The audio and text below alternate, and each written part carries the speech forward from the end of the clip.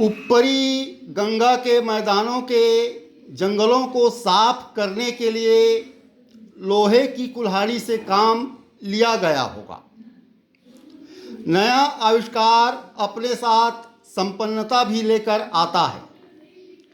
लोहे के आविष्कार से जंगलों की कटाई आसान हो गई होगी, जिससे गृह निर्माण तथा सघन बस्तियां भी बसनी प्रारंभ हो गई होगी।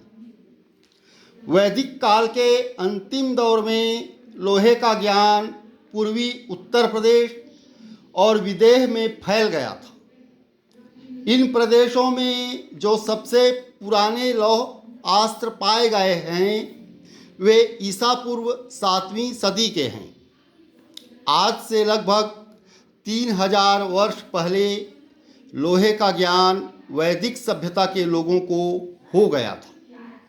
भोजन, आवास संबंधी मूलभूत आवश्यकताओं की पूर्ति में यह आविष्कार महत्वपूर्ण पड़ाव था। जीवन शैली सरल व सुगम तो हुई ही, साथ ही युद्ध के मैदान में भी यह निर्णायक सिद्ध हुआ। लोहे से बने अस्त्र शस्त्रों ने उत्तर वैदिक कालीन निवासियों की अपने शत्रुओं पर विजय सुनिश्चित की। वैसे उत्तरकालीन वैदिक निवासियों की विजय के पीछे अनेक कारक उत्तरदायी थे, लेकिन लोहे के हथियारों ने दुर्बलतम पर सबलतम की आधिपत्यता सुनिश्चित करने में महत्वपूर्ण भूमिका अदा की।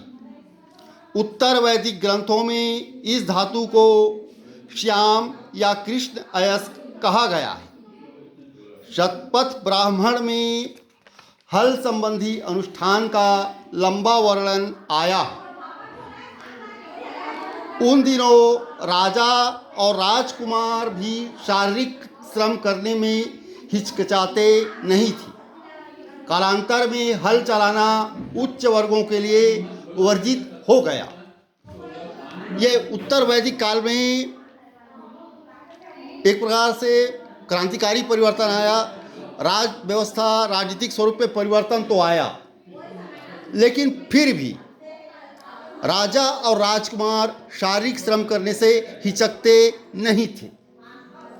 किंतु बाद में उनके लिए यह सब निषिद्ध कर दिया गया, वर्जित कर दिया गया कि आप शारीरिक श्रम के लिए नहीं बने, आप राज्य करने के लिए बने हो।